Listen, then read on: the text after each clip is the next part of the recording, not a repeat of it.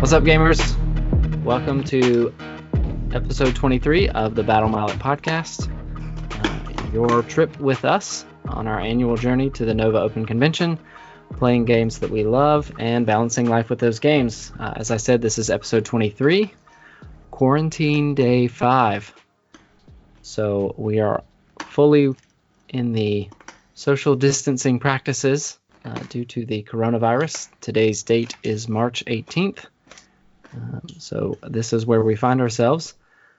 My name is Jerod Johnson, and I am coming to you from my recording studio / hobby closet / work from home office. And I am here with Trace Hyde. I like painting comic book characters. Danny Clemens. I never wash my hands. Deal with it. And Jason Table Dude Murray. Go Reflector, go. Oh, Reflector. Go Reflector. He was robbed. Posted on the Facebook page. Yeah, we'll have to link that. So, so episode 23 of the podcast, a few sections. So we want to talk a little bit about Marvel Crisis Protocol. So anybody that's been following us on social knows that we have been painting, and when I say we, I mean everyone but me. So Danny, Trace, and Jason have all been painting some Marvel Crisis Protocol miniatures, so we want to talk to Danny a little bit about that. We'll talk about the Saga of the Beast, so the new Gazgul model and Ragnar Blackmane model and the box set that they come with. And then we've got a section on how to deal with the quarantine. But as usual, before we jump into that, we do want to catch up with what everybody's been up to. So we'll start with Trace. Sure thing. So let's see. Games played. I've played 3 games of Age of Sigmar with Jerod since the last time we recorded. We worked through the Feast of Bones box, all the story missions in there, and I had a really good time doing that. It was a lot of fun. All of the Feast of Bones starter box are completely painted and based, and they look really good. Jared's are all painted and based, and his look really good. And so we took some nice pictures and put them up on the Facebook page. And then played a little bit of Underworlds since the last time we were here. Played a really terrible Reaver deck. It was awful. It was terrible. Yeah. Anyway, that's in the past. But I've been painting I have painted 3 of the Marvel Crisis Protocol box set. I have painted Crossbones, Baron Zemo, and Red Skull. And I'm doing them in this really experimental comic book style, which I'm really enjoying trying to wrap my head around, because it basically breaks everything that you know about traditional painting. Take everything that you did, all those nice little transitions and stuff you've done, and just put black on it. And just cover it in black. It's very strange. But it turns out really cool, I think, and I'm really enjoying the experiment of it. So that's most of what I've been doing. Not really painted anything else. I've put together most of the Warcry terrain for the Soul Drain Forest. That's mostly put together. Jerod and I used some of the ruins from that in our Age of Sigmar games, which it makes a pretty nice little table filler. All those little bits on the table, even if it is a bigger table, it still looks really nice. Yeah, having a little bit of scatter terrain there just adds to the feel of the game, even if it doesn't have any meaning in the game and you just move it out of the way when you need to get a model there. It was really cool to see it. We just hand of godded it all over the place, and if we needed to get to that spot, we would just move the little scatter terrain because it was insignificant. But lots of fun. We'll get to the quarantine stuff in a little bit, so we'll touch on that a little later. But so that's what I've been working on. Danny, how about you? I assembled some of the most structurally unsound trebuchets in the history of mankind, thanks to Citadel Finecast. Nice. Cracked out the super glue. Bought 2 Gondor trebuchets for my Lord of the Rings army for Nova, and they were so. This is weird, curious thing, right? So they both arrived, same box, like same package in the mail, separate like warehouse boxes, right? The little white Citadel miniatures boxes with the plastic trays inside, and then the same exact models, same exact pieces, different sprues. Oh, that's funny. They were arranged slightly differently, and it was kind of off-putting. So clearly they changed their production at some point on those. But yeah, I've got one as a real Ace Ventura laces out wide right lean to it. But I don't think you'll notice when you're standing 6 feet away. So that's that. But assembled those, assembled some Wraiths on Wings, as Gollum once put it, and finally got my hands on my beloved Guardians of the Galaxy from Marvel Crisis Protocol. So I got Star-Lord, Rocket, and Groot all assembled and put together this week, and then a little progress painting my Hulkamaniac, the Hulk. Nice. Yeah, it's been good. It's been a fruitful quarantine so far, but I can feel myself already going a little bananas. So I'm sure I will go into a hobby hibernation real quick. Yeah. I'm like a little kid. I had hobby sugar, and I'm gonna have a hobby sugar crash. You try putting that trebuchet into like hot water and bending it? Oh yeah, I did all those things. I did that. I might end up using one of Sarah's hair dryers to try to go at it, but they just like it. It's not as bad, but it still just kind of springs somewhat back. Like if when I took it out of the sprue, that was 100% bend, we're kind of hanging at around like 30% bend now. Oh. And you flashed which is better, but it's still... You flashed in like cold ice water after you heated it up, right? Yep. Wow. That actually like brought it back. Like it's got a memory. Yeah, that's frustrating. Wow. Yeah, it's no fun, especially for like an insanely overpriced model too. Those like these little tiny trebuchets, I think cost almost as much as it would cost me to buy like Abaddon. Oh wow. I think they're like 55 or something like that. If only I had the tool. Yeah, I have the internet in front of me. You a baller. You fancy and you rich, cuz you rich. Yeah, it's because this is like my one purchase I'll make all year. Yeah.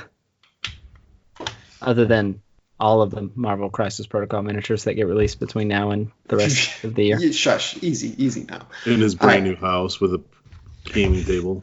Fancy. But yeah, you're right. It's the only one. It's the only thing you'll buy this year. Yeah, all right. Okay. Now I'm feeling good. So thank you for putting a little gas in my tank. So let's play a little Price is Right. Who wants to guess the price of a Gondor trademark battle trebuchet? $46.97. Okay, Jerod. $49. Okay, and Jason. $1. Oh man, I was hoping to go last. Jerod wins. It's $57.75. Holy crap, man! And I bought two of the some. Oh, Danny. Yeah. But the thing is, like most of my Lord of the Rings army came at dirt cheap from secondhand shopping, so it's not too bad. Yeah, that helps. Well, you done made up for it now, brother. And then some. How about you, Jerod? So I painted gas racks to spoilers. And I threw those up on the socials. The picture's not the best quality, but just I've really enjoyed the Underworld's warbands because they're maybe models that I don't play with all the time, so I'm not as invested in their paint job, but it kind of frees me to experiment with either different colors or different techniques. Just trying different things like layering the contrast paints on top of base coats instead of on top of just primer, which has been cool. It's been fun. And then I have started working on Rothgorn's Van Trappers. So I have a paint scheme in mind for that. I think it's been around a little bit, but I'm going to see if I can replicate it a little bit. Anybody that's familiar with Final Fantasy VII will recognize immediately the similarities between Thrafnir and Red 13, and certainly Okay. not the first person to notice that. I think I've seen that paint job out there before, and Max from the Battle for Salvation podcast called out that paint scheme as well. So I can't take credit for it, but I am painting Hrothgorn up as Barrett from Final Fantasy VII, which means that he has a metal arm, and then I'm just trying to match like the color tones from his sprite on the model itself. So just kind of experimenting out with that and seeing how that goes. And then I think that's it. I built a Bone Tithe Nexus, so I'll be able to get the name of that model right, as opposed to the Blood Skull Gore Throne Altered Dais, whatever that thing is for the Blades of Corn that I painted last year. Mhm. So, and it is a big old Nexus. Like, that is a large piece of in-faction terrain. So I was surprised that I did not have to use rubber bands, but it's not quite a drop pod. So so that was good. And I think that's been it on the hobby front. Yeah, and then just playing games. So like Trace mentioned, we played through the Tithe of Bones kind of narrative campaign, and it was a lot of fun. So Trace came over to the house. We had the book. I read like the narrative intro before every mission, and then we set up the missions and kind of played through them. It was cool because we played 3 separate games of Age of Sigmar in one night. They're designed to kind of end quickly. The Ogors won the day, taking 2 out of 3 of the missions, but it was a lot of fun. It was just cool to play something kind of thematic and not playing something with a tailored list that's, designed to be fully optimal. It's really just a list that is designed to be part of and help tell a story. And that was really cool. And it was a good reminder of kind of what got me into gaming, what got me into like 40K in general, was the idea of kind of telling a story with miniatures. And on that vein, kind of been going down the rabbit hole on the Dungeons and Dragons front. I'm trying to goad Jason into picking a race and a class and figure out what he wants to do there and building the party. So Trace is going to be playing that, and then my brother Justin is going to be playing that with us in Nova. So we're going to see if we can get characters lined up and maybe run some sessions before Nova to get used to the game and stuff like that. I think that's it. How's that going? Goading me into giving you information. Is it going well? I think so, yeah. You tell Yeah. more than you know, Jason. I mean, so far you've gotten that I want to be a paladin with 2 swords and a shield. Then I wanted to, heal people, and then I was like, well, I just want to be this large person with a crossbow, an axe or a sword, a shield, and a falcon sitting on my left shoulder. And then I switched roles and said I just want to be the Beastmaster from the movie Beastmaster because it's amazing. You'll change your mind 3 more times at least Yep. before we settle on one. That's just normal D&D, man. So Yep. we're making progress. But I will say this about the conversations that we've had, and I think that this is probably a problem that comes from playing games competitively, is that I think the best way to play Dungeons and Dragons is to figure out what you want your character to be, and then just let the numbers be what the numbers are, which is basically what you said in our chat session. So kudos to you for calling us out on that. And I think going forward that in light of the Tithe of Bones, playing through the story missions is let the characters tell a story, and then if the character is optimized, great. If it's not, great. Just have fun playing the character, diving into the universe, and just enjoying ourselves. Well, good. I'm glad I could bring us back into reality. Yeah. Or something. I Alternate once heard reality. somebody say the best way to play Dungeons and Dragons or that kind of game is to make a character with a death wish. Yeah. Because then Yep. you just are constantly trying to just do crazy shit. And when you survive, it's like, how did he do that? And then you just keep going until you die. Yeah. You basically make Go Trek. Yep. Go Trek and Felix. Yep, that could work. So yeah, I so mean, that's what.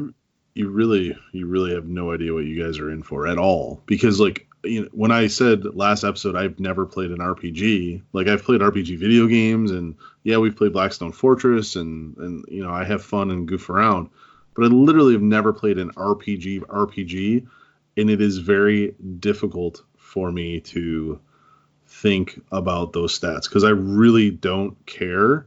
Like I just, you know, if I am a paladin and, you know, there's been talks of me being the voice of the party, like it's going to be on like Donkey Kong, and I am going to be such a like holy zealot. You're not going to like it. Like I will either kill everyone or save everyone at the detriment of my party. Like there's only one way or the wrong way. That's it.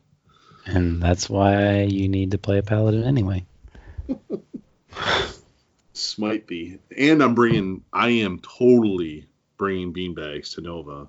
Oh, and God. when I cast my healing, I'm going to throw it at you. Lightning bolt. That's exactly. Sleep. It'll be great. So yeah, so I guess it's a good time to transition. Jason, what you been up to? Way to transition as I take a drink of my drinky drink. Nice. Well, we don't have video, so how are we supposed to know that? Well, you know, someday. Been up to a lot as always.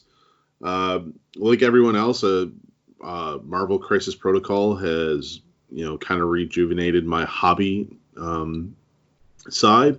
So I have assembled every model, well, almost every model until I picked up some more this week. Oops. But I have like all the starter set, every single model is assembled except Star-Lord and Groot, and one tanker truck or dump truck, whatever I decided to build it as. You know, been obviously staying up to speed on my Underworlds, have had some fantastic games. Staying with my New Year's resolution, I'm trying to play all the factions or all the models that I have now painted.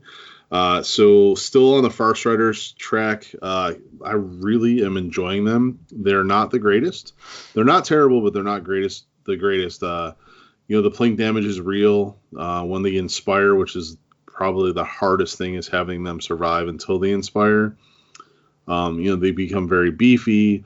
They have solid aggro, but they're just lacking at the top end where a lot of the aggro warbands are, but still I have not had an unenjoyable game with them since maybe the first time I tried them.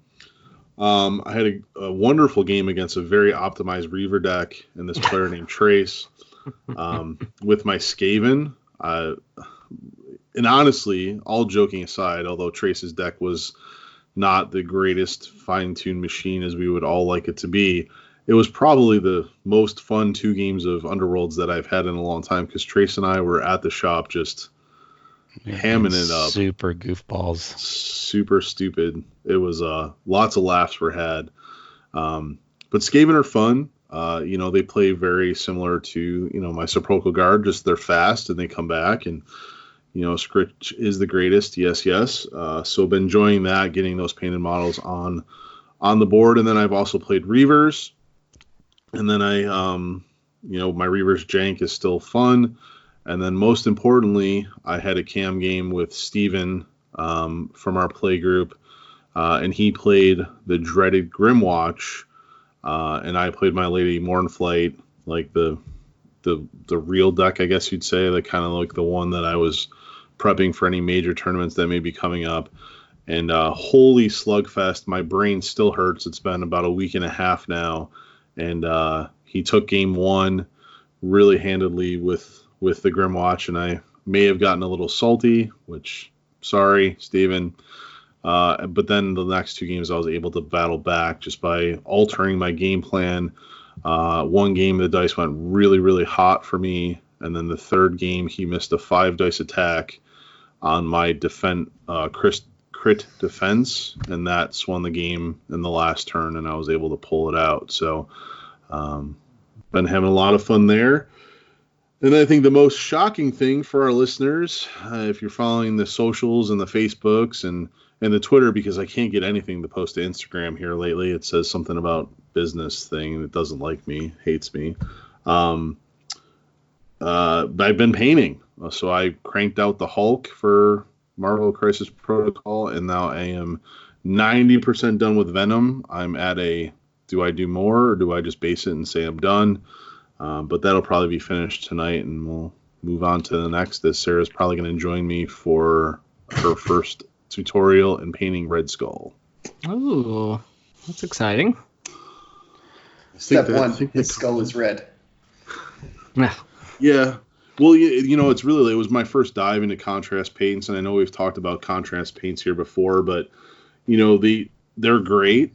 I highly recommend them, but, there's two things. If you don't have a continuous brush stroke, you can start to pull lines, and then if you go back and go over it after it dries and you can no longer manipulate that wet color, it's going to darken the color, which can help you. Like with Venom, I went back and was able to just do some recesses to kind of darken the recesses more.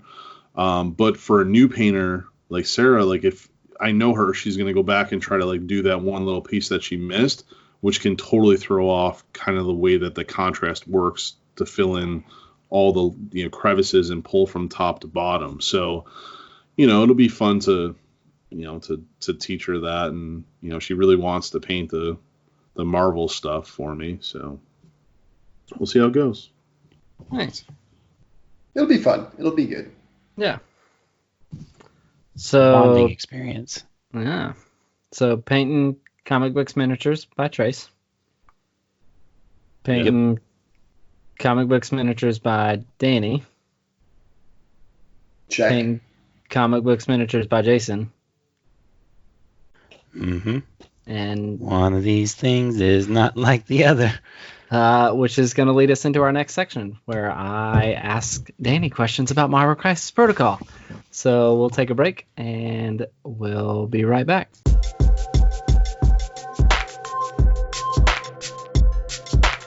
And we're back. And Danny, Yep. I have questions. I might have answers, no promises. Okay. Well, I mean, they don't have to be the right answers. You could just give me answers. I think that works. All right, well, I So- definitely have some of those. Okay, sweet. Perfect. So we signed up for this thing where we're gonna all play Marvel Crisis Protocol at Nova, and you own minis, and Trace owns minis, and Jason owns minis, but I don't own minis. So what Have I we need talked from about you- that yet today? I don't know. I think so. I think it's come up. Because it seems like it might be a problem. Yeah, I think so. And so this is what I need from you is I need to know what's great about this game and what's not great about this game and why I should buy it and am I going to be able to play it with my wife? All right. Well, I've got three choices for you, my friend. You can choose your own adventure in the theme of this Dungeons and Dragons podcast that we now have. Would you like to hear the cons first, the pros first, or the joys that I had playing it with my wife? Ooh. Let's start with the pros. The pros. All right. Easy up front. It's got cool miniatures. Like, simple as that. They're a bunch of comic book characters rendered in 3D. You can't be upset with that. Some of them are super fiddly, super complex, and sometimes an absolute nightmare to build. The instructions are not numbered, so you kind of have to just look at the pieces or go online and find the PDF that does have it numbered. But once you've got them together, they are really some pretty lovely models. Some of the ones that stand out to me, I think Hulk is a brilliant model. I think Captain Marvel is a brilliant model. I'm pretty biased there. Got a big soft spot for little Miss Carol Danvers, but I still think the miniature is pretty cool. Black Panther model is awesome. Rocket and Groot are both great, and I really enjoyed Star-Lord as well. Okay. So cool models. It's got cool models. It's has what I'm calling contained stats. There's not a lot of stacking variables or buffs. It's not like Bubble Hammer like we've got going on. It's every character does exactly what it does kind of regardless of the situation. There are in-game effects like stagger that will like limit the amount of actions they can take in a game or the amount of power they can gain in a turn. But all in all, like if a move is a strength 8 move, like it's rolling 8 dice, or you're going to add dice to it. It's not like, oh, all right, well, this is strength 4, but it's going against a guy who's toughness a bajillion, so guess what? It does nothing now. Like, it always does what the card says it does, and that's kind of a nice, clean, and refreshing take on a tabletop game, I think. Yeah, I like that. It has a really cool system for critical hits. Basically, when you roll a critical, what that does is it just adds another dice to your dice roll. So if you roll 5 dice and one of them's a critical, you roll a 6th dice and that's added to your pool. Okay. And I think that makes crits pretty exciting and variable, but in a meaningful way. It's not like, oh, well, this is an attack that you just can't save. It's like, oh, this is another chance for another fun and exciting moment of rolling dice, which is kind of the whole point of these kind of games at the end of the day. Right. To counter that, there's hard failures.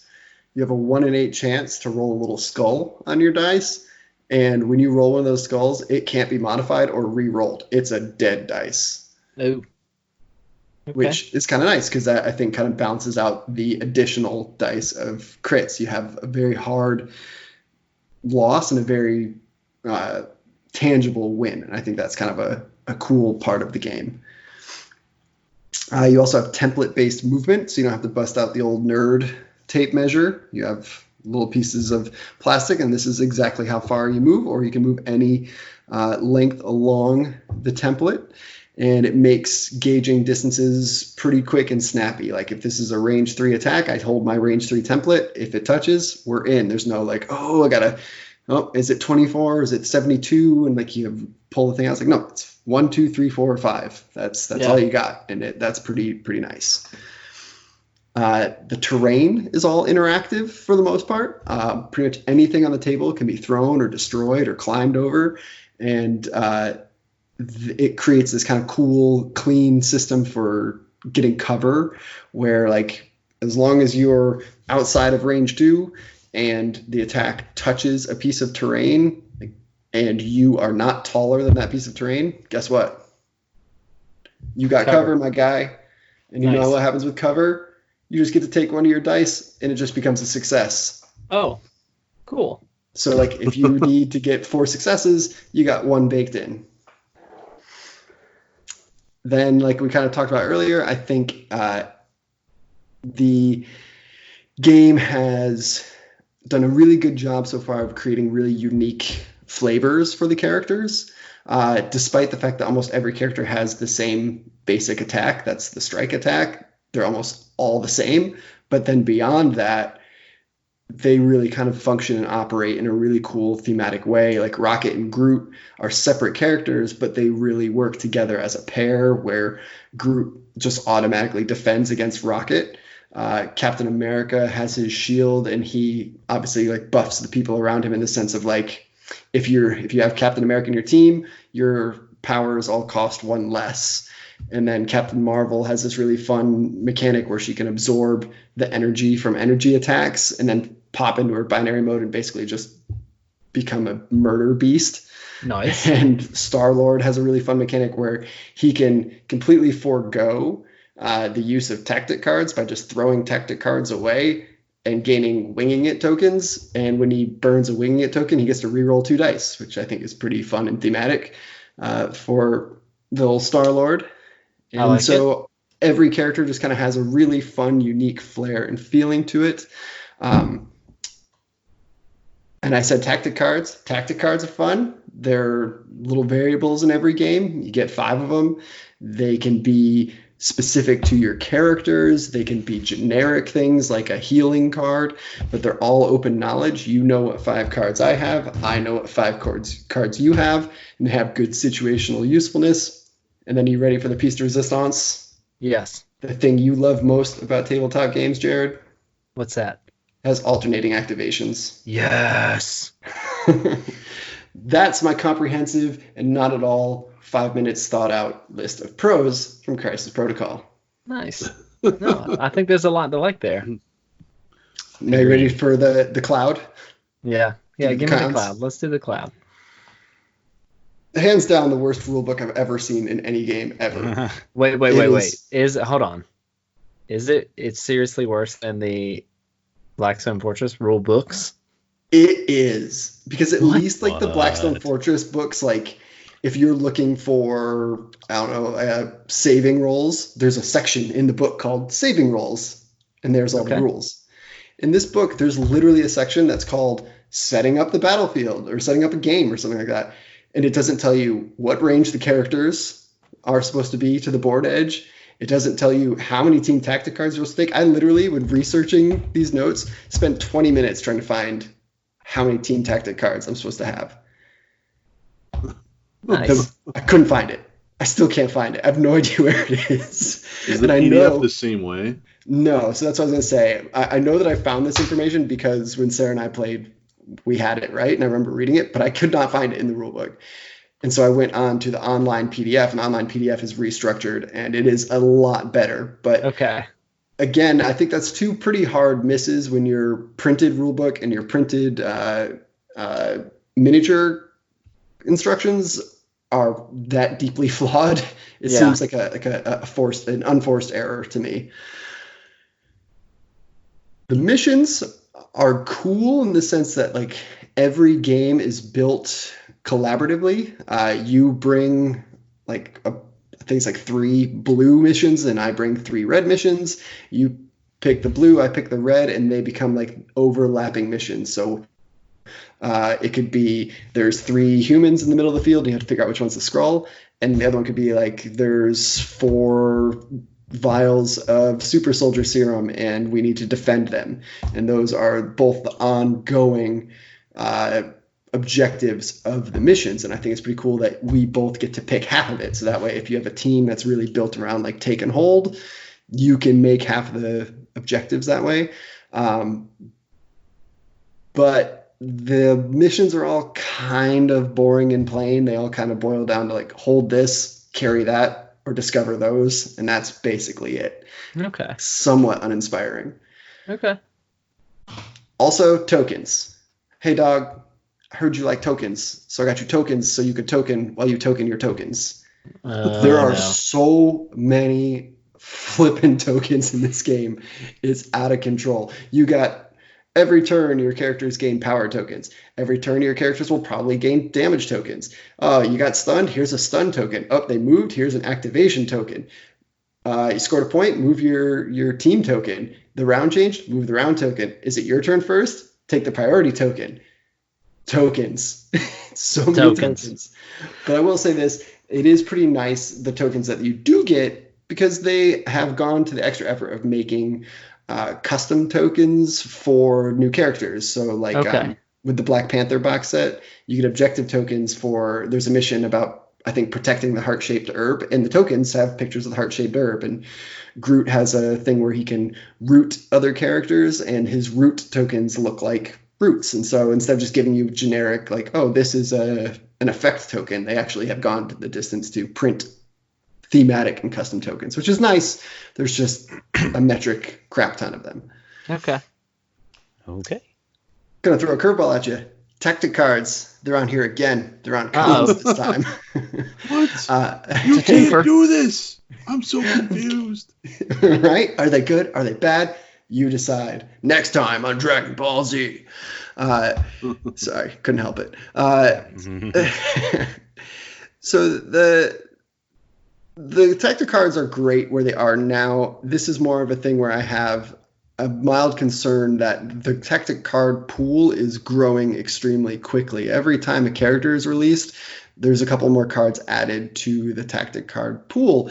And I think if they keep going at this rate, it could almost certainly lead to either over-complexifying complexity, the overcomplication of the game, or lead to a series of cards that become like, these are the must-take cookie cutter builds where like, these are the 5 best cards. They're incredibly good in every situation. Everybody has all 5. So that's kind of more of like a warning. And then my last kind of major criticism of the game is while all the characters are clearly lovingly crafted and have very unique flavors, I think the game can really feel less like a team of superheroes and more like a collection of individuals on the tabletop, which is kind of a bummer because the game really bills itself a lot as like, you get to make your own team of villains and heroes and make your own path in the Marvel universe. And it's true, like you can do that. If you really have a soft spot for Ultron, but you also like the Avengers, like you could throw them in there. That's cool. Do your thing, dog. But the characters don't really interact a ton. So it sometimes just feels like you've got just a bunch of individuals wandering around smacking things in the head. There are cool cards in the tactic cards that kind of force interactions. Like there's the Ricochet Blast, which is when Iron Man uses his blaster off of Tony's shield or off of Cap's shield, and then you can shoot stuff like around a corner, and that feels very cool. There's Deadly Duo, which allows Rocket to shoot like 3 extra times because Groot is protecting him, and that feels thematic. But for the most part, everybody just kind of goes and does their own thing, which is good because you don't have, a lot of overpowered combinations that break the game, which I would prefer to kind of err towards that. But it does sometimes feel like a bit of a missed opportunity to create more of these meaningful interactions between characters. Okay. And that's all I got for cons. So you scared out of it? No, I think I'm still in. All right. So the cons actually sound very reminiscent of a new game, right? Like the games, other than the one that like they might be too complex with the tactic cards, a lot of those cons, like that stuff should get fleshed out as the game grows and seasons. Yeah, for sure. And that's always something to consider, right? Like these games are growing, they're living, they're going to be, they have a pipeline of years ahead of them. It just also feels sometimes like, especially things like the rule book, where you pay so much for this box. Like, is it the world's most expensive game? No, but it's not an insignificant amount of cash. Excuse me. The virus, it's here, boys. I was going to edit that out, but you mentioned the virus. I'm going to sanitize my hands right now. Yeah, right? Sanitize your ears, ladies and gentlemen.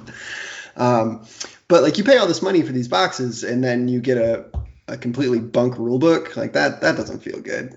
So there is, I think, some value criticism to these things, but I do think a lot of them will probably smooth out over time. Okay. So, can I play it with my wife? Can you play it with your wife? There's so many jokes I want to make right now, Jerod. You're teaming I know. me up. I'm trying. I'm just softballing them up. Just a family show. Well, I'm above it. Okay. You can play this with your wife. I've played it with my wife. She has never really played a tabletop miniatures game. She plays plenty of board games with me, but this is usually kind of one step too far into the nerd pool. But she was the catalyst for buying this game. She really wanted this game because she just wanted to have Marvel miniatures. And she was super stoked on that idea. And so we finally got around to truly playing the game. We played like a kind of a half game, like, hey, let's wrap our heads around this idea of moving figures around a board and objectives. And we kind of bailed after 3 turns because I could tell she was kind of getting overloaded. And so earlier this week, we decided, like, let's sit down and let's play this game. And we spent like a good afternoon really working on it. And so I do think if your wife has no kind of basis in tabletop gaming, it is an investment of time. You're going to have to sit down and kind of go through each character that she has. I'm like, all right, these are your 5 characters. Captain America has these 2 basic attacks, these 3 superpowers, and this leadership ability. And she's going to go, what? And then you go, and then he has a physical defense of this, and a energy defense of this, and a mystic defense of this, and a strength of this, and a height of that, and he moves this far, and he costs this much, and then she's going to pass out. Okay. So you kind of have to sit back and kind of say, all right, let's just take a look at Black Panther. And this is this is what his attacks do. Let's pretend that we have this situation in the game and just kind of demo it. Demo the crap out of almost every character, because if she doesn't have an idea of what each character is good at, it's not going to be a fun play experience because, like I said, they are so individualistic. It's not like chess where it's like, oh, there's 5 basic things and that's what they all do. This is, each character has like 5 things that they do, and some things they're good at and some things they're really bad at. And so if you are willing to invest that time, which took us maybe like an hour, hour and a half to kind of break down each character, then once you get the game going, it moves really well. It has a really good cinematic value, and it is simple enough for this kind of game that once you get in the flow of it, it doesn't take a lot of training or kind of learning to get your head around.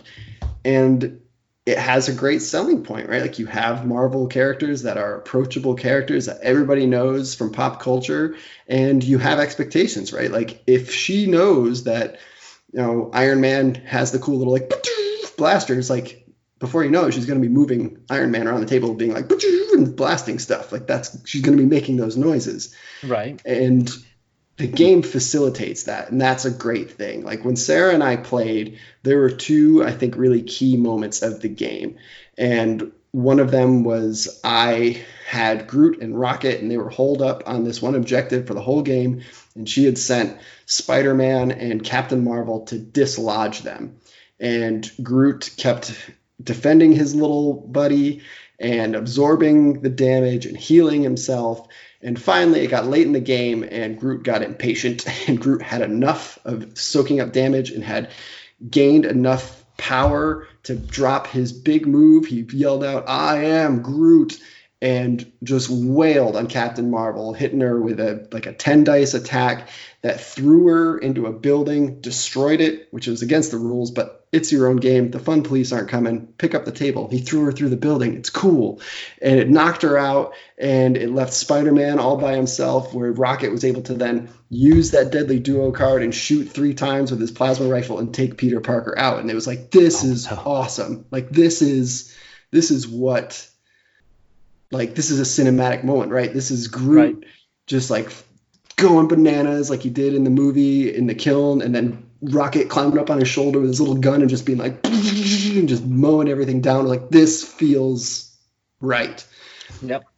And later in the game, Sarah kind of had her back up against the wall, partly because of that I am Groot maneuver.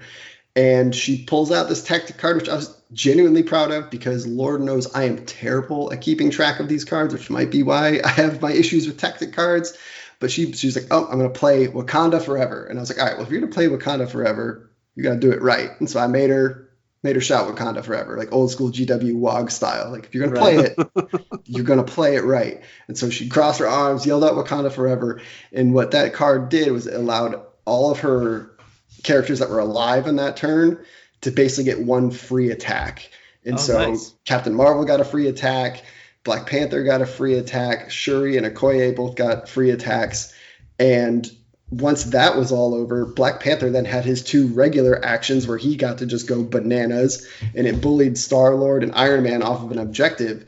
And at the time, it was like, damn, like, that was impressive, but that ended up actually winning the game for her because she won that game 11-10. If I had held that objective, we would have tied.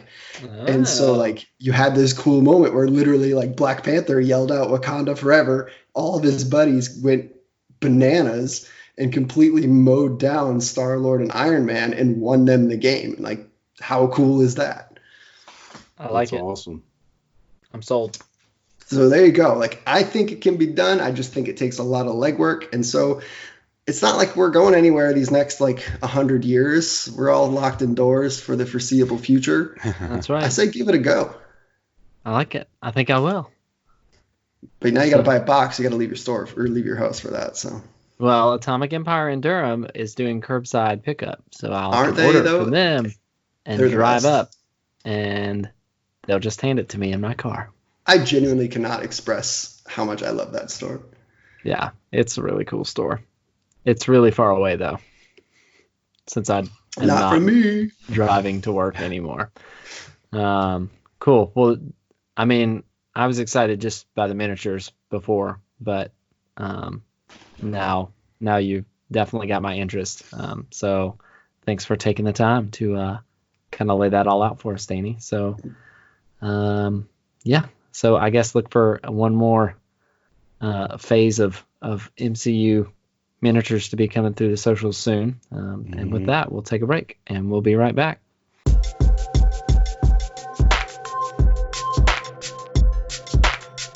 All right. I'm not on this podcast very often. You know, I miss my fair share of episodes. So this week, you're going to hear a lot from me. Because now we're going to talk a little bit about the Saga of the Beast.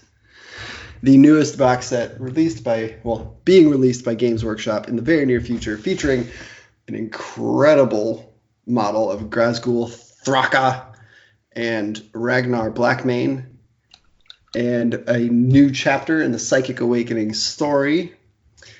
And I have some thoughts, but before we get going, I wanted to know, guys, do you want to play a little fun game that I just invented? Oh, no. Well, this yes. is it's a podcast about games, so yes. All right, that's 2. Jason, you don't get a vote. Oh, okay. This game is called... You want to know what? You can buy my vote for $1,000. Well, I already told you I bought a house and stuff. I'm basically broke, so... Okay. This game is called Can You Guess What Year This Miniature Was Released? Ooh. All right. The Okay. very first miniature we're going to talk about. I guess we need a footnote. We're not going to talk about the brand new releases. We're talking about let's pretend we're in the summer of 2019. Summer of 2019, and now put your mind in that space. We're getting ready to go to Nova. It's hot. I can't think of any pop culture references. I think Salt Bay was a thing, so let's pretend that Salt Bay is a thing. Okay. And it's summer of 2019. What year was the last time? What year was Drazar released, Jerod? Drazar. Oh gosh. 1996. Wrong. Ah. Trace. 1993. What the fuck? Very wrong. Jason. What is going on? Oh, my Lord.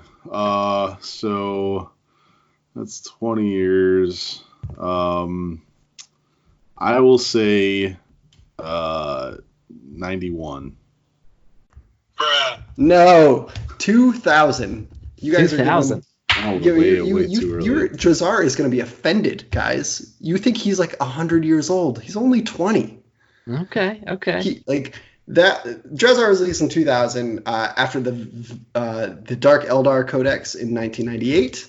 Okay. He's about 20 years old, and just to kind of put that in perspective, he's basically just becoming an upperclassman in college. Okay. Gazgul. When do you think the last time a Gazgul miniature was released? I'm gonna go with 96 again. 96? Come on. Nope. Ah. Trace. 98. Ah. Jason.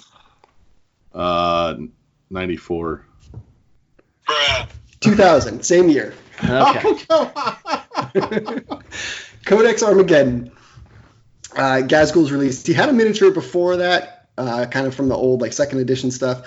But year 2000, we're all worried about Carson Daly, whether he's leaving TRL.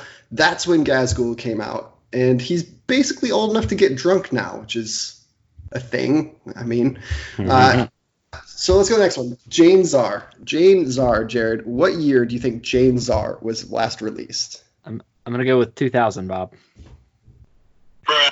Ah. 1993.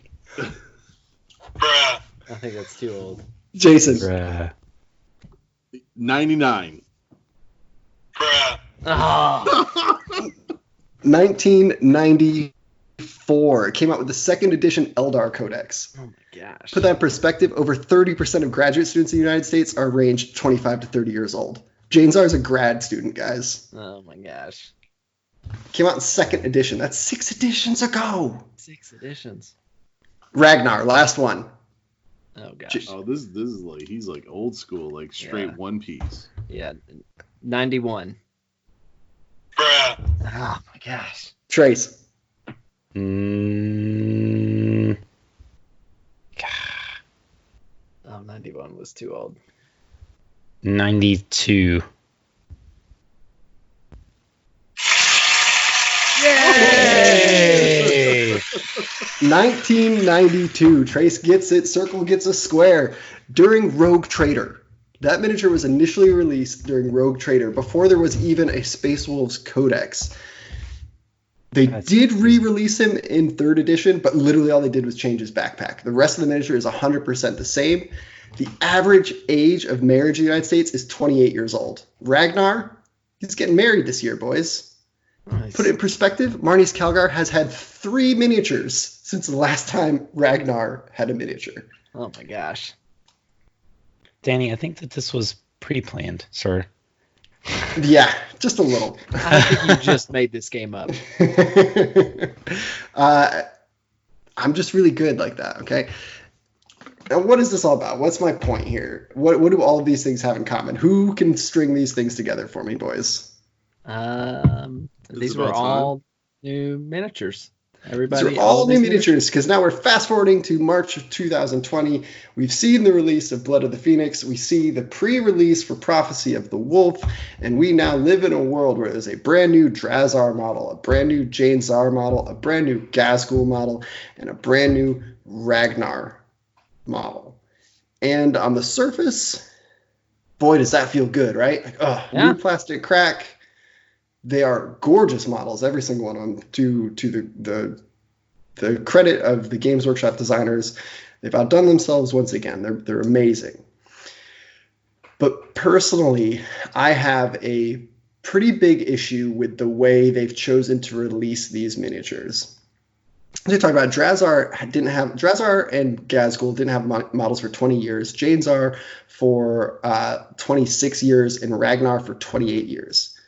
And once they finally got remodeled, they were not released individually. They were released as captives to these large box sets. And personally, I think what it's doing is taking advantage of really loyal fans. Because if you're a fan of somebody who, like, if you're a guy who has that old 1992 Ragnar model and you're still doing Games Workshop stuff, you're not going anywhere. And they know that. Games Workshop knows they've got you. And so instead of just doing you a solid and be like, check it out, here's our new Ragnar model that's going to cost you $40 anyway, which let's not even get into that.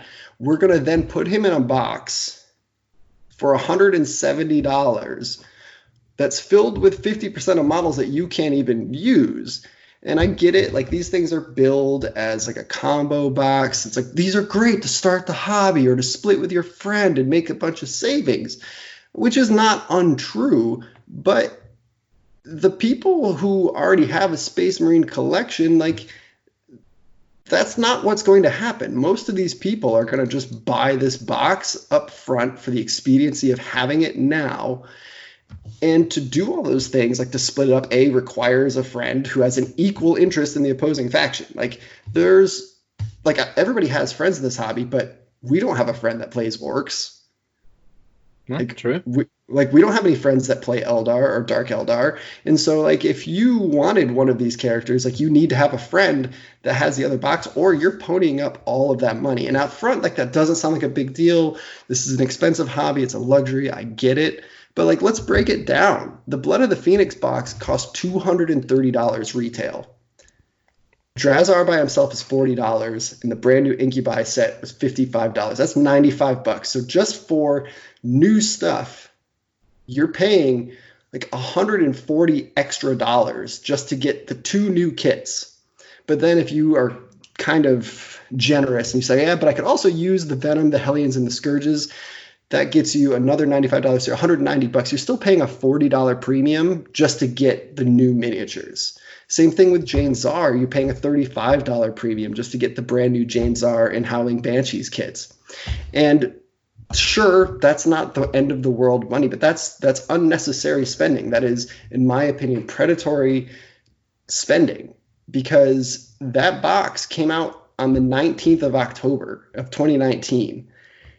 They just released those models as individual kits on the 7th of March. That's 20 weeks, 140 days. So you either have the choice of waiting 140 days and buying just the miniature you want, or paying a $40 premium plus the tax of a bunch of models that you probably didn't need or want in the first place to get the new model when it came out.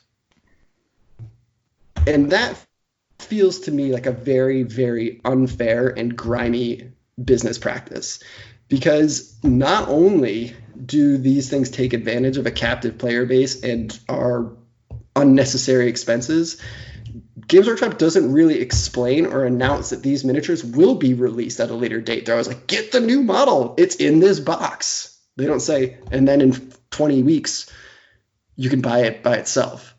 And I get it. Like, there's absolutely an effort by Games Workshop to put the most kind of quote unquote value into these boxes as they can. Like, yes, they are operating at a net loss on the box itself, and they put in the campaign books and decals and sometimes dice, but it's an offering that's designed to squeeze money out of people, because it's trying to get people who only want one thing to buy 10 other things to gain access to that one thing. And the fact that it's happening more and more frequently, I think, is really a bad look for Games Workshop. And it has further taken the wind out of my sails on this Psychic Awakening spiel that they're on. Because you know what's going to happen next is that Fabia's Bile Kit is going to be wrapped up in some other, it's the War of the Spider or whatever they're calling it. Like, that'll be another box. So you want the new Fabius? We won't see him released by himself until Christmas time. And that's all I have to say about that. Well, I mean, you're not wrong, right? Like, I mean, I guess I would be the first to say in like my 40K heyday, which is really up to this year, I would be the first to be in line to buy the new boxes. I think the point that resonates the most for me on your soapbox there is the fact that they're happening all the time. Like, I understand it. It's a business model. Like, they're constantly competing against their sales for last year. There's a lot of business decisions that go into putting those out, and plus they have to maximize profits on every mold. Oh, absolutely. Not just the new molds, but the old molds too. But I do get, like, the fact that we're getting, let's just say, 2 to 3 of these, a year now. It definitely feels like, okay, like, I've had enough. And where this box in particular now, like, Gaz's model is probably the best model they've done. Like, I'm not an orc fan. Amazing. But, like, you just look at that bad boy and it's like, holy cow. Like, it's on par with the Sisters. The Sisters release and his, like, 40K models are really moving forward. But the rest of the box, I mean, like, the orcs is all old stuff. It's like, if you're an orc player, you probably have that in spades. Like, it's just stuff that you have. And then, yeah, like, I couldn't agree more. And then, so I actually kind of broke down what you expect this box. Like, so Prophecy of the Wolf is going to retail for $170. So I think we can make a pretty safe assumption that Ragnar, when he's released by himself, will be $40. That's how much Mephiston costs and how much Tigurius costs. And then it comes with a set of 10 infiltrators, which is $60. So that's a total of $100. So your Space Wolf player is getting $100 worth of stuff in a $170 box. Now the Orc player is kind of crazy, because the knobs and the mega knobs together is $93. If you make a very low ball guess that Gazgul will be a $60 model, which is about what Abaddon or Rebute Gilliman cost, like, which I think is low. Like, I think you could see Gaz being sold for $70 or $80 by himself. Like, but even if you just say 60, that's $153. So, like, the orc side of the box is almost a fair value, but it's just stuff that you don't want or need. You just want the one model. It's bizarre. Yeah. Yeah, well, and you bring this up now, and I think about on the Age of Sigmar side, right? So you had the Feast of Bones. No, so Feast of Bones. Oh yeah, the ogre guy, right? Well, but that came out, and Vokmortian, the character from the Ossiarch Bone Reapers, that came out in October, right? The miniatures were just released in February individually, which isn't that far. I mean, and it's less time than Drazar and Jane Zar got released, but that you can go even further back to the Loon Curse box, which was the Gloomspite Gets, and I'm losing it. I lost it. Sylvaneth. Right. And that box came out last two Decembers ago. December of 2018. It was after Nova. And those miniatures, so the Loon Boss and the Arch Revenant, also just got released in February.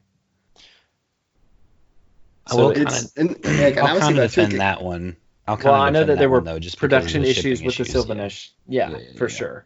But it's another like pin.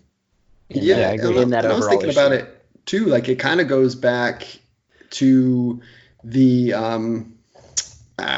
Storm Rising, right? Like or Rising Storm, or the end of 7th edition, when you had the box sets where it was like the 3 characters, and sometimes they were for like wildly disparate armies.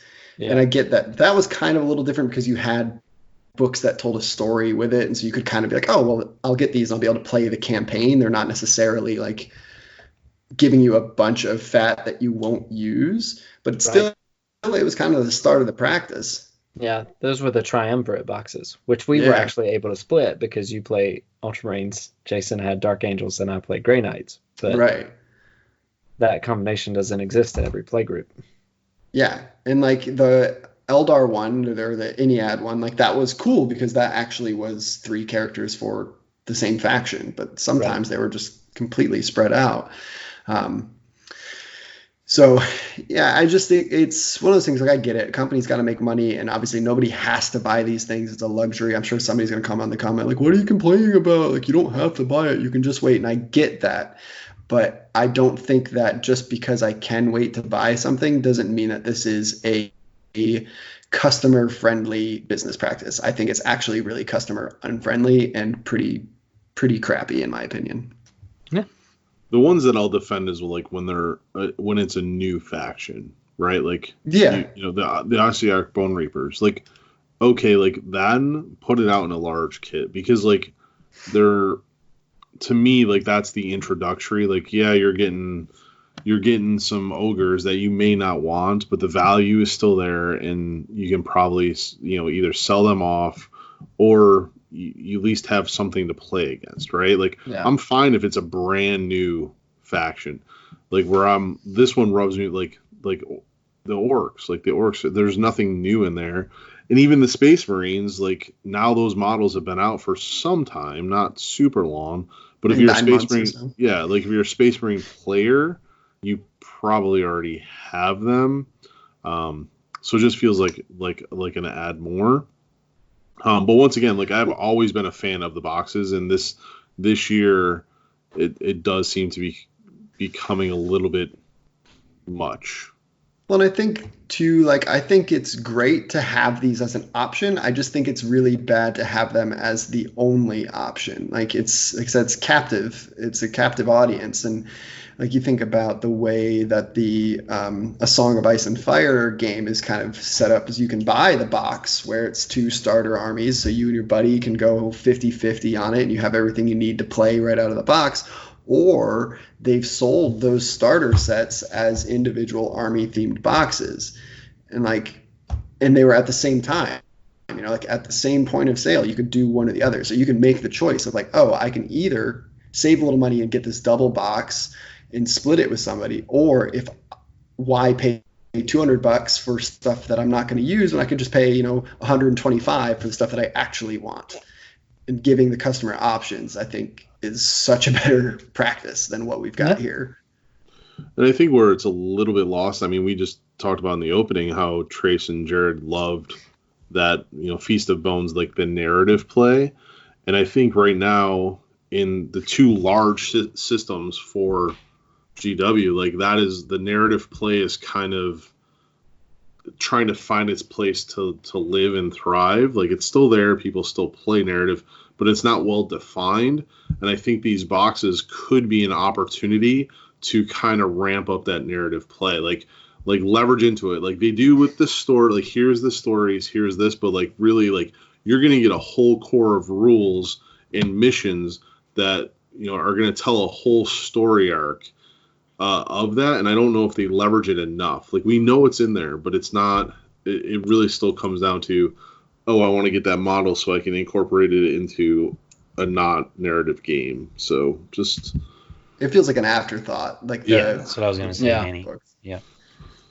And I think it's tough. It's a tough needle to thread on that front, because like they have created a world where there are so many factions and so many storylines that you can't, like, we've wanted it, we believe that it could happen, but I just don't believe it can anymore. This story that can actually functionally involve every faction is impossible. I just don't think it can ever happen in 40K, not in a satisfying way. And so, like, if you're going to do story boxes, like, it's always going to be somewhat alienating, because it will only ever be one faction against another faction. But if you're doing that, like, I think you just need to make the book the priority, and then sell the book, and then sell the book separately from a box set, and don't put a brand new character in it. Like the story is great and the narrative play is great, but the incentive, we all know what the incentive is. The incentive is the brand new model, and they just want to get you to pay a premium on that new model. Like that, it's, maybe I'm overly cynical, but to me that is clear as day is what they want. No, I would agree with that, Danny. I think, you know, they're putting them in the boxes because they know you want that model, and they're like, it's okay, they'll buy it, and it's fine if they want to put that other stuff on eBay or whatever. They're still going to give us what we want, which is money. Yeah. So, well, what if they went with something like this? So, like, this campaign is Space Wolves against Orcs, right? And this is your starter set to, you know, like, to the campaign. Here's the title. There's a huge like narrative rules, rule book in here, right? And then whatever, in 60 days, just so you know, like, these miniatures will be released for competitive play separately. They will be, like, charged a premium, like, so then it's not super long. But then, like, some of these terrain kits, they could tie into it, right? So, like, they come out with this core box, and then a month later you get whatever, a Sisters of Battle Shrine, let's say a wolf priest shrine, and there will be an additional 3 missions that are included into this terrain kit, kind of like they do for Kill Team or Warcry. But then to play these missions, you should also have these units. So, like, the army lists are pre-described, and then you could totally kick these kits into narrative focus, and then here's your supplements to carry that narrative going forward. So when you have 2 friends, and I play, Space Marines, or I play Space Wolves, and it's like, I really, really want this, now I can go to Trace and be like, dude, let just buy in on the Orcs, and then next month will come out, and it's kind of like a slow grow your army. That has more substance behind it. And then it's my opinion, we need the differentiator from a narrative campaign to competitive. Once again, I think the models need to come out quicker for those plug and play, like, competitive players. Plus, it helps define what narrative play is. Yeah, I still think that doesn't really solve the issue. I think it's better. I think it's more palatable that way. But I think at the end of the day, like, what if you're a narrative player that has a collection of orcs, and you already have that stuff, and you have no need for $95 worth of knobs and mega knobs, and you just want the campaign book because you're like, damn, this is my lucky day. This is the campaign with my faction that I've collected my whole life, and I just want to be able to play this story. But instead, I've got to pay another $100 to buy stuff that I don't want, when I could just buy a book and the new miniature that I want. Yeah, you're not wrong. You're not. Like, that's just, to me, like, that's the bigger thing. It's like they're just bundling these things, and there's no there's no agency for the customer. Like, you have no choice. And even if you did release them as a narrative game, and the competitive players are still going to buy those boxes. Yes. So like, it doesn't solve it. It doesn't, and that's kind of the crossroads that those two game systems. Like, I know we're specifically talking about 40K, but Age of Sigmar, you can kind of see it going this way too. The large scale battle games where you have choices of army construction, like, you have to remember that GW sold whatever box it was a year ago. Like, I don't remember, but let's just say it was the Necron and Mechanicus box that was roughly a year ago. Like, they have to comp those sales because they are a publicly traded company, and they have to show growth in their sales. And I understand I'm going like business here, but like, if their sales weaken year over year, then their stock will either stay stagnant or slip, and that is no company's goal. So like, because they're a business, they paint themselves in this corner. So I get it, but they still have to offer a premium priced product, and that's why you're getting the rehashing of old models with the new stuff sprinkled in, because it's the only way to show continuous growth. Yeah, I mean, I think I don't agree with that. That's the only way to show continuous growth. I think that is a way that they've found effective to show continuous growth. But like, we're not an econ pod, so I don't want to necessarily get into that. But I get it. Like, I get there's a business incentive. I just think that my whole point about this is not so much that this is wrong in the sense of business, is that it's wrong in the sense of the way that you treat a customer.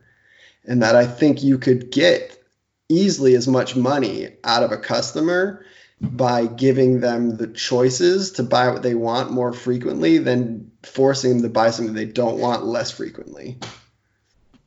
Like, if I was able to buy a book, a model, and then, oh yeah, damn, you got those cool special dice and some cards and stuff, maybe I'll buy those. And next thing you know, maybe I have spent the same amount as a box set, but now I'm not saddlebagged with a bunch of models I'm either never going to build or never going to paint, or going to try to flog on eBay for $20 and do that whole thing and go to FedEx and ship it and go through all that pain in the butt, when I could just have what I want and just give you the money. Like, I'm a willing customer. I want to spend money on your products. I just don't want to spend money on things I don't want. Yeah. I feel you. I feel you. That's a little Outcast throwback. Stankonia. I think that was 2000, 2001. Just as old as Dazar and Gazgul. I was going to say, as There old we as go. Jazar. Nice. And that, ladies and gentlemen, is a callback. I mean, I'm sorry. I'm not trying to be a bummer, but it's just something that burned me the moment I saw it. I was like, this is some stuff. Yeah. It shocked you all into silence. I know, right? You've done it. Well, I don't know, unless you got one more soapbox to put up, Danny. I think it's a good time to take a break and come back with the next section. I'll just throw this cat amongst the pigeons. Creamy peanut butter is better than crunchy peanut butter. Deal with it, people. What? Mm-mm.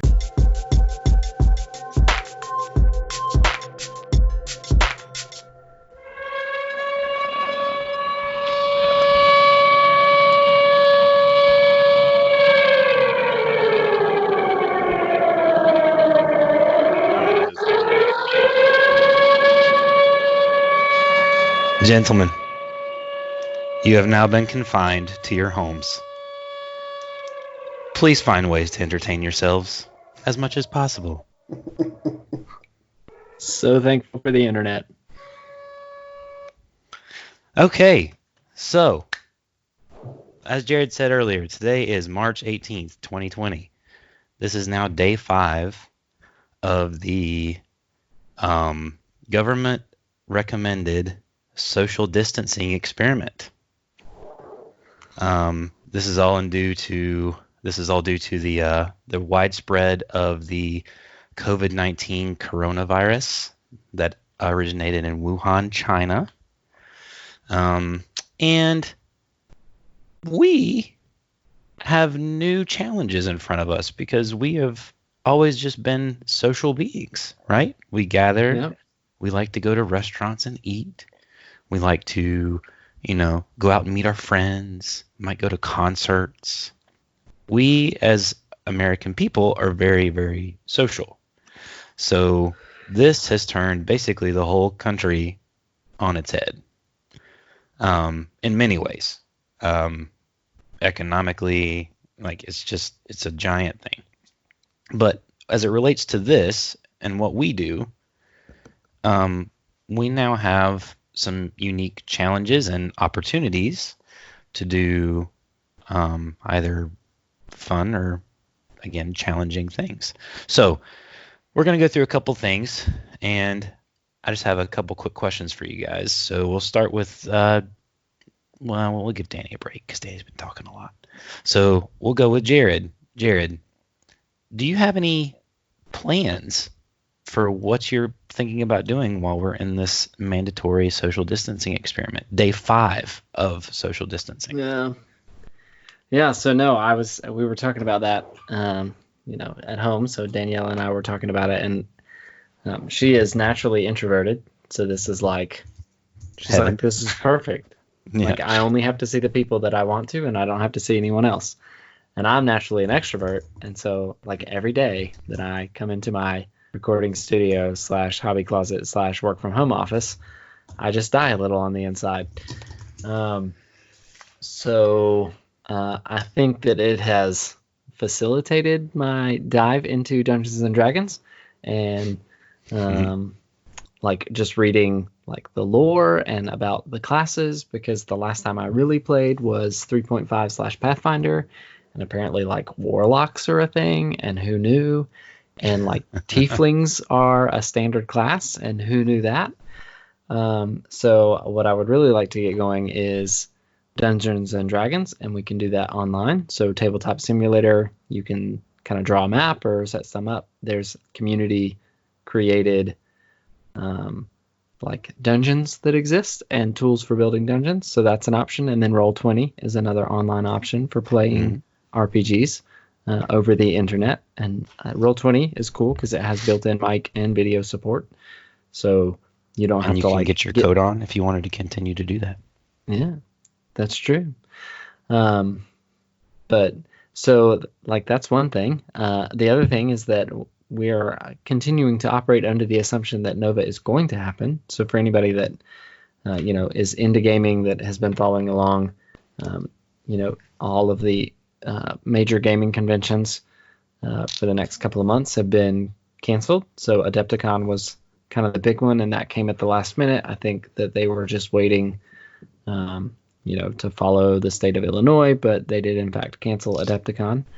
And then Games Workshop recently announced that they will be canceling all major events, and then store events are being canceled in Games Workshop stores as well. And we're at the point now where none of the local gaming stores in the Raleigh-Durham area have their gaming areas open. So still open for retail, but there is no public gaming being done in friendly local gaming stores. So figuring out how to do things online is one thing. And then Nova prep. So operating under the assumption that Nova will happen at the beginning of September. I'm going to have a lot of time to build and paint some models.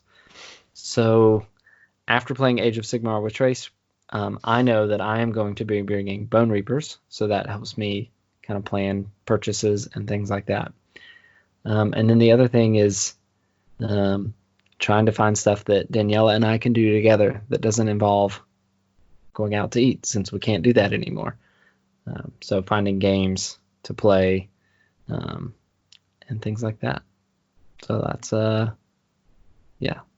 Awesome. Danny, what about you? You mean not going to the gym? Yes. Our resident gym rat has had his privileges taken away. I hate it so bad, guys. It hurts. It stings. Everything sucks. What That's how I feel when I go to the gym. We see him. I'm gonna be, I'm gonna be from that big beefy, 170 pounds to a really, really skinny, 165 pounds. Big muscle man that I am. In all seriousness, been doing a lot of working from home, which is meaning that I spend a lot of time looking at this very same computer screen. And that has made me not want to play my favorite MMO, World of Warcraft, very much lately, because I just don't want to sit here and look at this computer screen for another series of time. So I cranked out all of the miniatures I needed for my Lord of the Rings Nova stuff, again, assuming that that's going to happen. And like I said, played Crisis Protocol with my beautiful wife. And then we have been just watching a lot of TV because I don't know why. I think Sarah's afraid of the outside. Our friend, our neighbor was like, "Hey, let's play board games." And Sarah was like, "Can we do that?" I was like, "Yeah, they live next door. Like, it's not a big deal." Is it a crowd of 10 or more people? No. Right. Like, is Roy Cooper going to break down the door like the Kool-Aid Man and kick us out of the state? Like, no, it's fine. It's no big deal. But I think I can feel the stir crazy setting in over the last 24 hours, which is probably why I spent a not insignificant amount of time researching how old some of those miniatures were. Yep. But hopefully it won't kill me. Didn't you and Sarah have plans to play Pandemic, like the legacy one where it has? Why don't you do that? It feels weird, man. I'm not gonna lie, because it was an idea. Because we played. So Sarah and I have Pandemic Legacy Season 1. We played it. You play 12 games. Each game is a month of a year as workers at the CDC, stopping 4 pandemics from spreading around the world. And we played through the first 3 months, and then we got married, and life just got crazy from there. That's when we bought the house, and we went on our honeymoon, and all these things. And so it just kind of ended up sitting on the shelf, not because we didn't enjoy it. We were thoroughly enjoying it. And so we were like, well, as the whispers of mandatory work from home and shut-ins started, we were like, well, now's the time. We'll get to play those other 9 months. And every time I look at the box, I'm like, I don't feel right. This feels weird, and I don't know why. I'm not usually that kind of person, but I don't know. I'm not jammed on it. I don't feel right. Coleman. Yeah, something feels wrong about it. Something doesn't feel right. I feel like Ray Cooper might come through the wall like the Kool-Aid Man and kick me out of the state if I do that. Yep. Totally get that, Jason. Well, let me tell you something, you guys. I'm envious. I'm envious of all of you that get to sit at home and just live my life, because I would love to just do that all day, every day. We this week has been tough. We have kind of quarantined this week. I have been able to work from home. We'll call it 1.5 days. One of my children, my daughter, was sick, so there was that whole wonderful scare. And it's funny that Danny's like, oh, just invite the neighbors over. So my daughter was one of, I guess we'll say, lucky ones to receive a test, because there's all those rumors flying around. Because my neighbor worked at a company in North Carolina that may have brought or been linked to some of the first cases of coronavirus here in the state. So, she came in contact with them. So luckily for us, she did not. Is not a confirmed case of corona, so we're just moving through this wonderful cold, or virus, we'll call it, because it is a virus. It's just not the virus. So had that disruption for me, but for my job, I'm in the service retail industry. So being a leader there, I don't get to stay home, and the last 2 days I've been out really making sure that my team is doing the right thing by the public, making sure that we're wiping down all the contact points that our clientele come into contact with, and more importantly, making sure keeping my finger on the pulse of just where my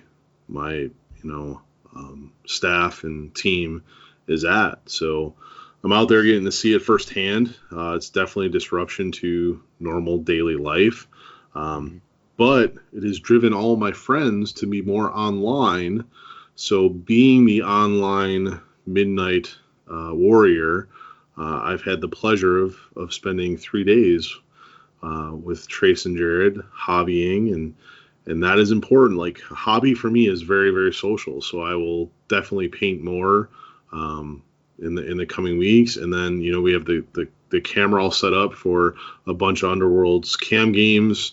We'll definitely be doing that, and a little leery on this D20 project we got going on, but hey, I'm gonna give it the good old college try and kill something. Hopefully, I don't know. I'm pretty good at rolling 20s, so hopefully that happens. Yes, we've seen this firsthand. So I'm looking forward to all that, and I mean, like, honestly, like, I haven't fired up a video game, since like a week ago now. So during the quarantine, it's been nice, like, to have that everyone coming together online, and like Jerod said, there's a lot of things that you can do to stay hobby focused and just break up the monotony of the day. We will eventually have to cross the path of what Sarah and I do together, because my wife is a germaphobe. So for those of you that don't know, she hates the germs and overreacts a little bit to some stuff, although she's handled this week fairly well. So not being able to get out of the house and, like, go to a movie and go to dinner, we're definitely going to have to find some shared interests, because whatever that show Love Is Blind is done. We watched that. So what do we do now? Is the season over? I hadn't watched the end of it yet. Yeah. We finished the reunion show. Thank the Lord. Sarah was watching it today while she worked. I was like, oh, jeez. It's oddly captivating. It's really strange. Listen, It sounds interesting. I can watch any reality junk TV as long as it makes my wife happy. This one is fine because they, mask it as an experiment. But there were, at some points, I'm just like, please just gouge my eyes out. But then there were some things. I watch with her because I just make fun of all the reality TV because I'm really good at keeping my mouth shut. And so it usually lasts about 30 seconds, and then she's like, "You gotta go," and I'm always like, "Oh no, don't do that, please, don't kick me out. I really need this." As I'm like halfway up the stairs. Okay, so for me, I am kind of in the same boat as Jerod and Danny. So anybody who listens and knows kind of what I do, I work for UNC Healthcare, and the department that I work for, we basically go in and we optimize, like, physicians' practices to make sure that the Epic functions the best way that it can for them as far as, like, scheduling and appointments and efficiency goes. So we have been in high gear since the beginning of this this event, as I'll call it. I have probably set up 350 providers with video visits so that they can actually see patients remotely, whether those are follow-up patients or whatever. So I was talking to Jason and Jerod about this the other day, but it's odd because you hear all this talk about how people are worried about how they're going to pay their bills and stuff. I'm like, God, I have nothing to worry about. And it's just a strange dichotomy, right? To hear, like, to see the economy and all this other stuff going weird, and then me being like, I'm good. Like, I have nothing to worry about. My job is safe. And it's just odd. So I've been kind of coming to grips with that because my wife is a school teacher, or not a teacher, but she's a school psychologist. She would kill me if she heard me say that. I'm sound clipping it and send it to her now. Thanks. She's a school psych, so they've been, schools are suspended right now, and possibly till the end of the school year. So she's coming to grips with, like, how she will get paid. And they've, talked to her about that, and she's supposed to log her hours and do all this other stuff. So it's very interesting to see how the different, talking to Jason has a very different perspective on how this is impacting like what he does and what it does for my wife and what it does for Jared's wife because she's in healthcare too. And so it's just it's very strange and different. It's been interesting to kind of view it and not know what's going to happen, right? So I'm working from home. Our department has told us that we are working at home until further notice. So that could be 2 weeks, and that could be 2-3 months. Who knows? But that being said, I'm with Danny and Jerod that I've been sitting in front of this same computer many, many hours a day. And so that's really, really sparked me wanting to paint consistently. Because I might still be at this computer talking to these fellas right here, but I'm not like actively messing on the computer. I'm painting and basically getting my hobbies in. So that's been a top priority for me is to unplug a little bit and do that. I have also, since we're going to be trapped indoors for a while, I've been researching really, really popular and upcoming board games, which we will get to in a minute. But so that's a plan of mine is to play more games with Jenny, to try and get her more involved in, getting away from the TV and doing some other stuff because we can all get into a rut with that. And then painting as many Crisis Protocol miniatures as I can while I'm at home. That's a big plan of mine. And also trying to figure out what is going to pair well with Jared's Bone Reapers at Nova. We've been tossing around some ideas. I think last year we went for like the hyper thematic list, and this year I think we'll kind of lean more on mechanically what we think might work well. So we might see some weird, janky pairings like Bone Reapers and Zinch or Bone Reapers and 3 Stonehorns. Who knows? So those plans are still in the works. And then trying to hang out with you guys and just enjoy the distanced hangout time. So those are kind of my goals. And I'm also wanting to try and get in more games with James and try and introduce him more to like board games and stuff too. So that's kind of one of my goals. So that's our plans, kind of in a nutshell, for what we're thinking about doing while we're behind closed doors. So board game recommendations is what we're going to talk about next. So to this, I will start it off with the king. Danny, do you have any recommendations for anybody who's listening to this about what board games that you're interested in playing right now? And I think I know one of them because we played it. But things that you can do with just your significant other or with a small group of friends, less than 10. Make sure it's less than 10. What happens if your family, like what if you have like an 11-person family? Well, Uncle Bobby needs to sit outside. You got to take back turns. In the basement, Timmy. Yep. Yeah, somebody can't come. Yep. Hit us, Danny. Hit us with that lean board game knowledge. Well, so once you guys started talking about this in the group chat earlier today, I tried to just distill it down to what did I think was like out of my collection of games, the one game that I thought had the best mixture of approachability, replayability, and low cost of buy-in.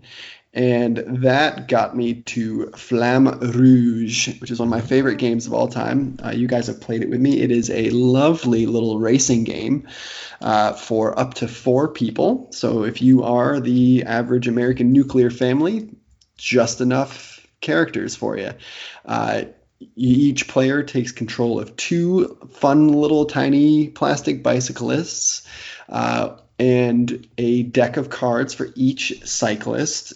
And you race each other by drawing cards you draw a hand of 4 cards out of your deck, and you pick which card each cyclist will use, and those cards have a number. So if it's a 5, that cyclist moves 5 spaces. If it's a 2, that cyclist moves 2 spaces.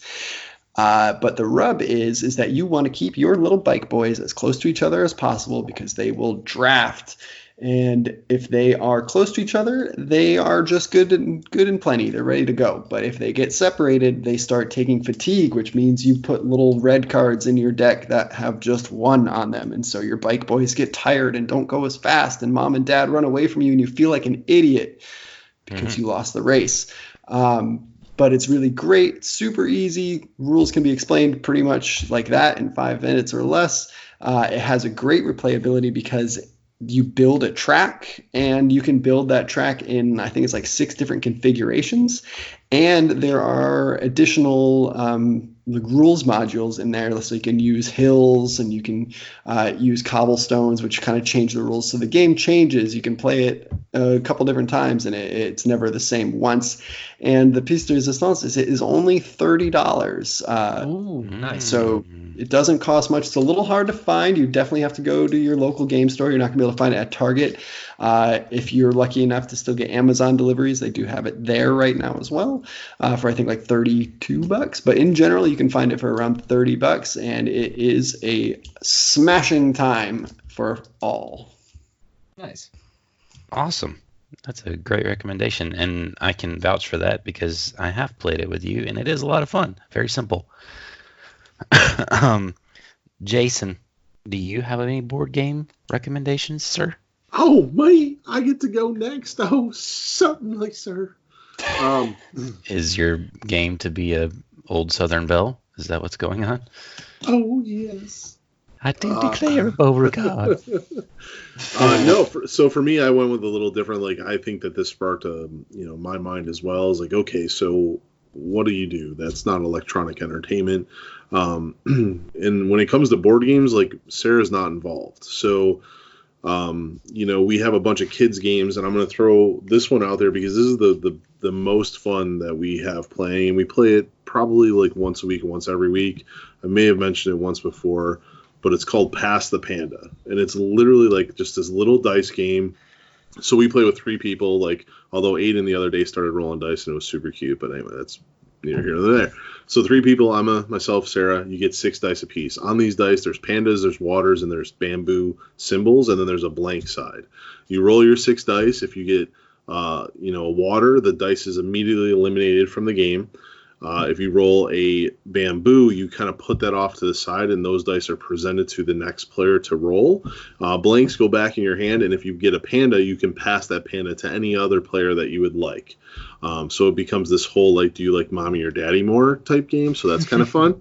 And then the next person will roll, and if they roll equal to or greater than the amount of bamboo that has been presented to the next person, the original player to roll those bamboo, keep them. If you do not, so let's say Emma rolled 2, and then Sarah goes next and she rolls 1, Sarah would get one of those dice that were bamboo, and it goes into her dice pool.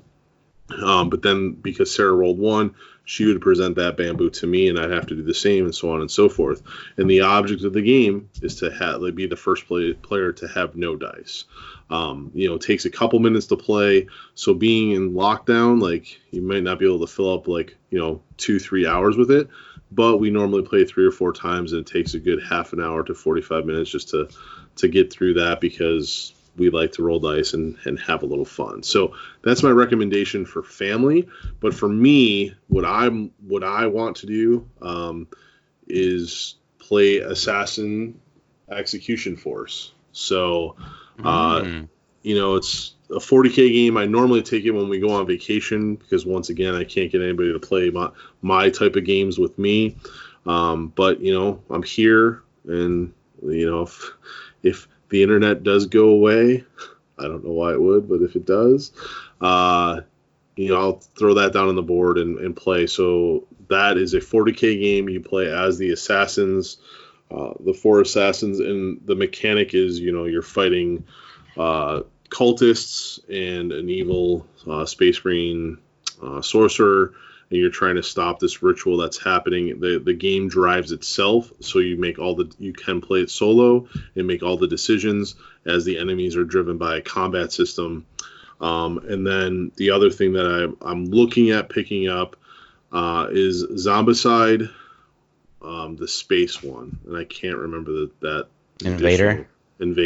I think that's the title. It's on beside the space one. Yeah, that sounds right. Yeah, it would be awesome if it was. Zombicide, the space one.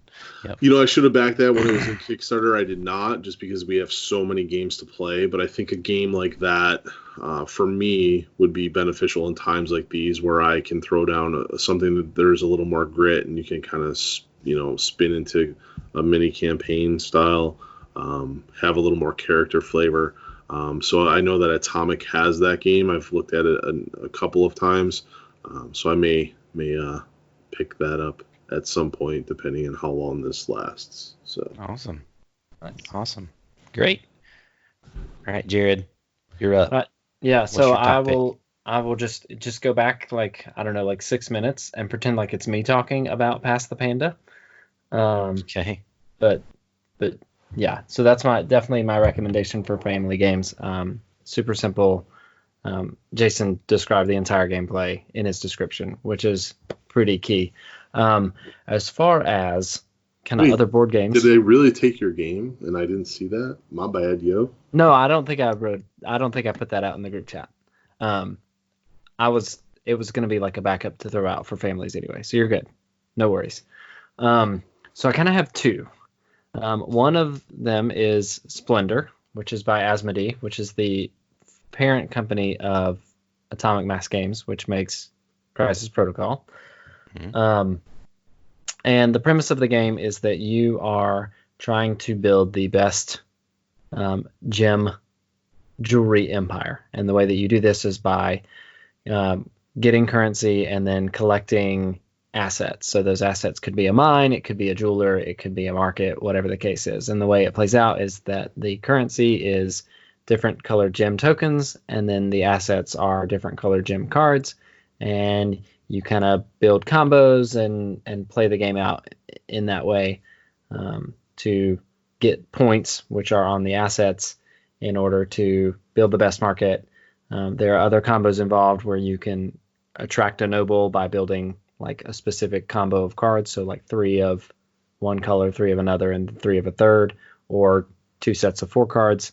But the gameplay is simple and it is quick, and you can get into some really interesting situations where a certain color doesn't come up, and that causes like a starvation, and so now you're really playing against your opponent instead of playing like 2 parallel games. And it's a lot of fun. My wife and I play it a ton, and it's pretty cheap. I think it's like $35.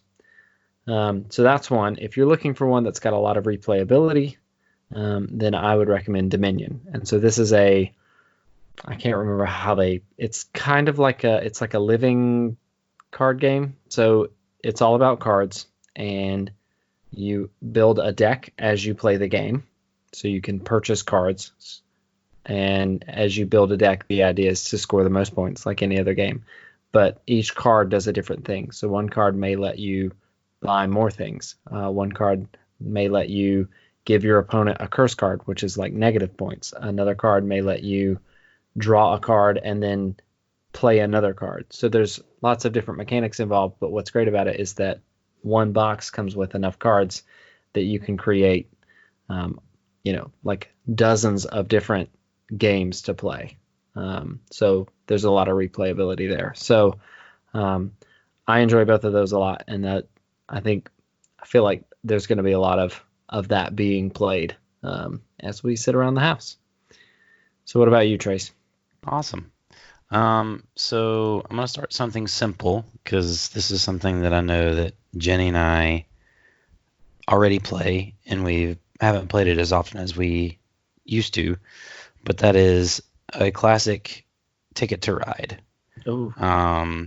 You build your train, make sure that you make the most connections, and so Ticket to Ride, for those who don't know, you're basically building.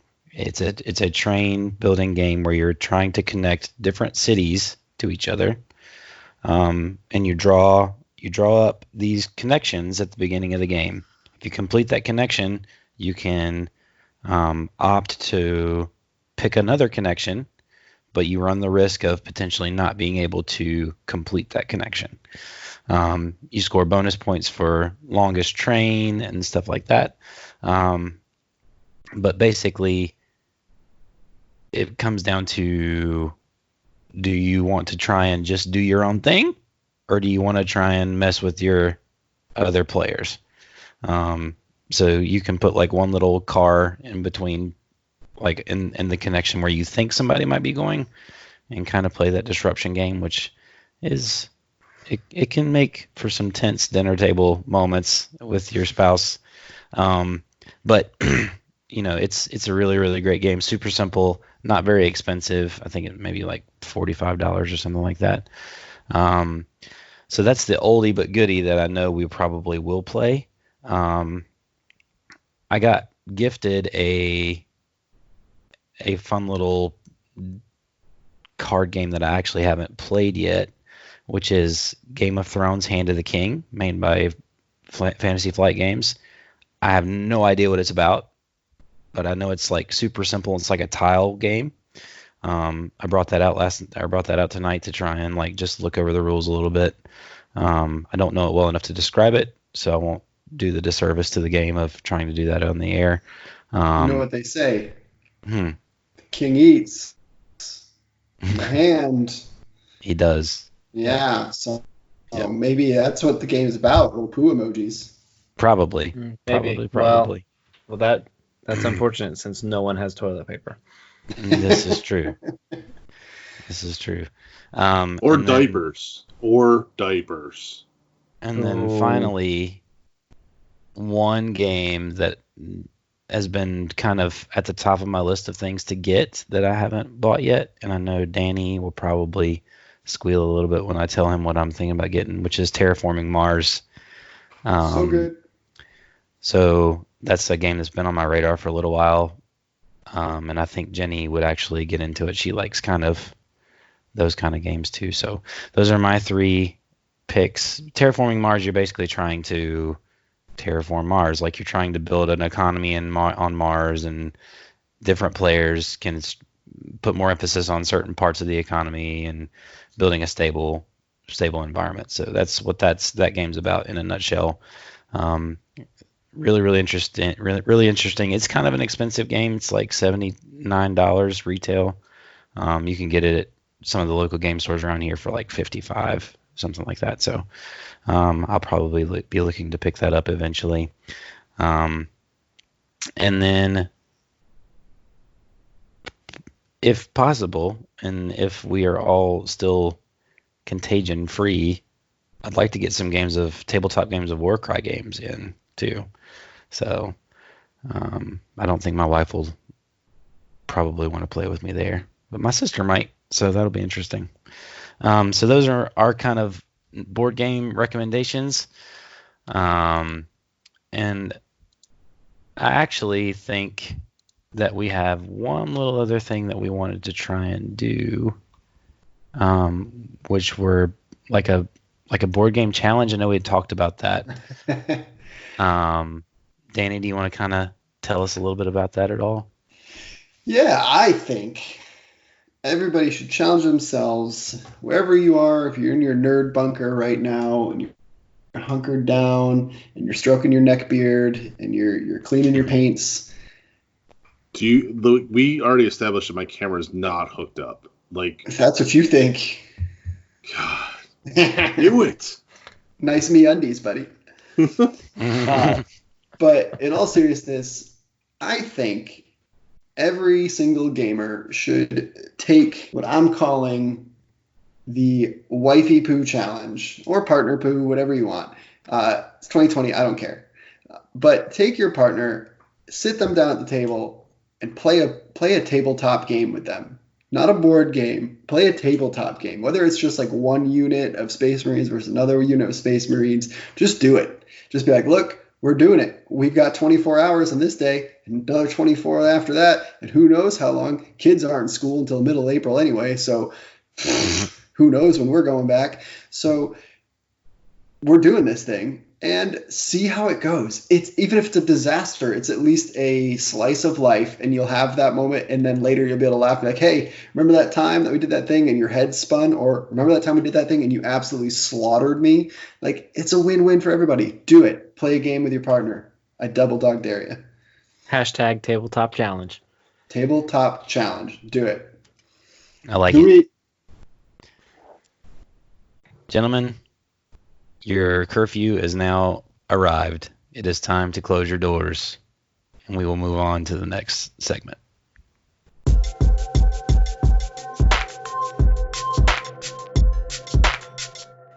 And we're back, and that will round us out for the show. We appreciate you joining us in day 5 of our quarantine.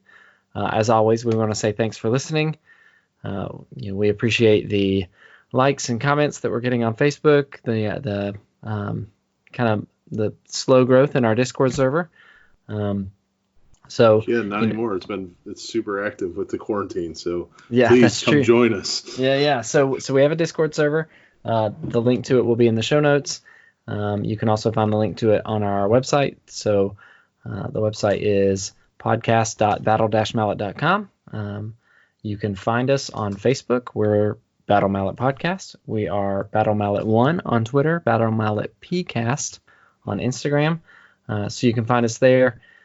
As always, we'd like to ask you to give us the reviews and subscribes on whatever podcast platform you're using. It just helps our content get out to the greater, wider world. So, yeah. You guys keep an eye out for hashtag tabletop challenge. Challenge. We're laying the gauntlet down. Grab your roommate, your partner that has never played a tabletop game or has played one before, and throw them down in front of a new one and let us know how it goes. We'd love to hear about it. So for the Battle Mallet Podcast, we are 3 dads and a soapbox hero. Yeah. This is Jerod signing out. This is Trey signing out.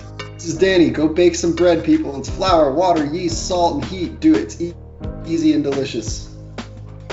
You always with your strange references. And I'm Jason Table New Murray. Stay safe out there, everyone. And get the hell out of here. Peace.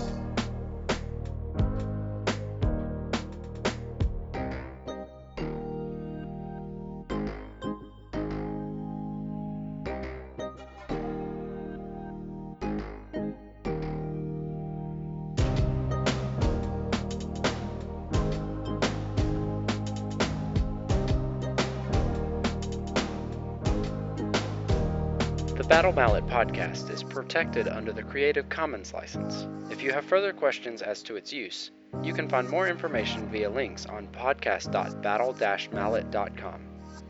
Music by Anno Domini Beats.